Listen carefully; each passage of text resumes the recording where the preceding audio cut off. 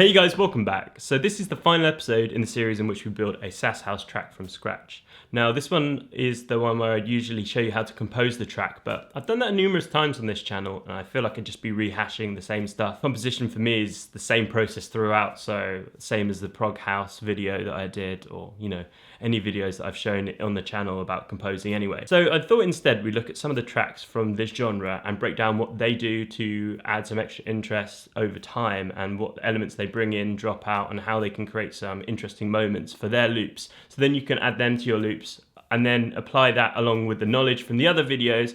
You'll get a much better final product. So I hope this is more useful for you guys, and let's get into the video. Okay, so first thing first, I've brought in the 3 loops we created in the last video, the intro, main, and B section, and extended them to 16 bars. Now for the tracks I've brought in for inspiration.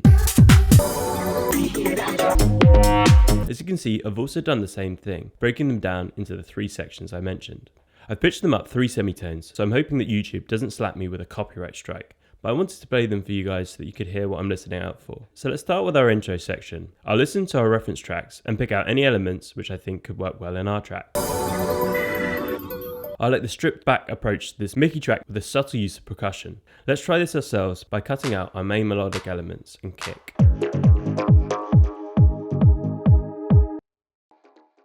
Next, let's bring across the shaker from our main section, changing the rhythm and bringing down the velocity to have it be less prominent.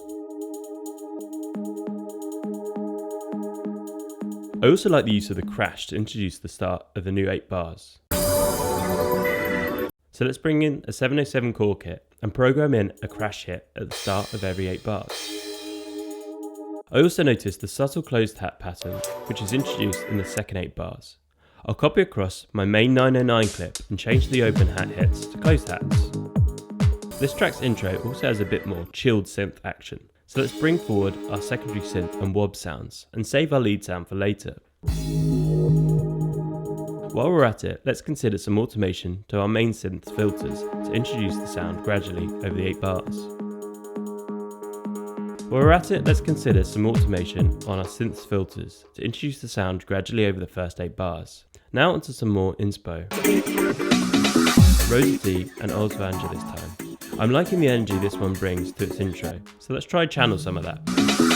First thing I like is the single kick hit at the start of the second 8 bars. It's a nice way to inject some energy and almost fakes out the introduction to the new section.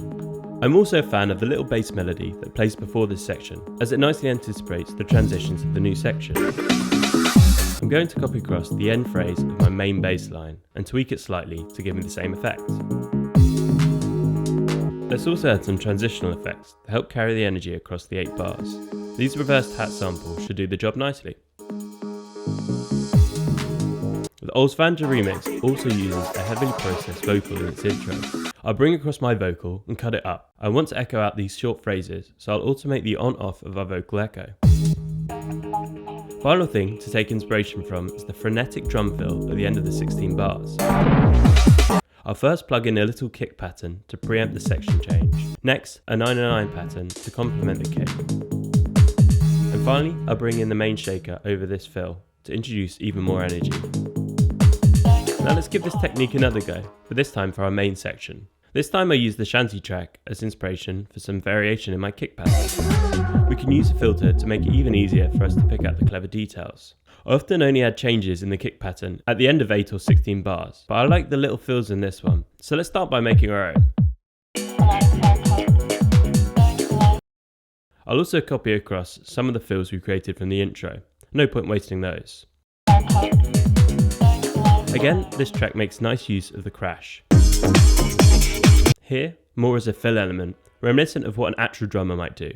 I write a fill myself, setting the velocity to increase as the fill builds. Now let's take a look at the Mickey track. The end here seems to echo and filter out a little. Let's take this and run with it a bit. First, I'm going to automate an increase in the dry wet of my main synth's echo. Now let's group everything, bar the kick, so that we can scoop out some of the low end. I'm going to add a filter, a medium-sized reverb, and an echo. As you can hear, I'm programming them all to increase right at the end of the 16 bars, scooping out the low end while increasing in resonance. echo and reverb help create a nice tail that bridges into any new section. Sounding great. Now let's turn our attention to the B section and back to the shanty track. Let's bring the crash pattern across again, adding a few extra hits. Coupled with a hat fill from our other section, we get this. I also noticed the kick is introduced halfway.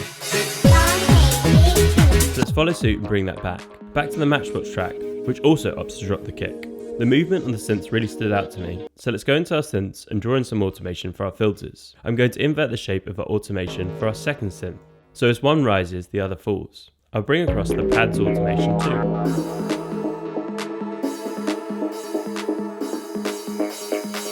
MIDI track now, and I feel like it has some low end which our track is missing. So let's plug in a simple one note bass pattern to fit with our broken kick pattern. Just like in the Mickey track, I want it to sit back in the mix, so I'll automate the filter to cut out the higher frequencies during this section.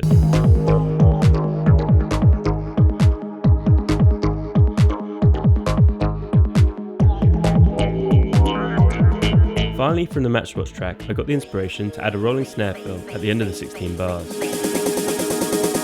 I did the same using the 909 core kit, increasing the velocity over the final bar. This, then coupled with the wider automation of the filter, echo, reverb, etc., really helped bridge the gap between the B section and A section. And so here are 3 transitions we've created without really needing to think about them.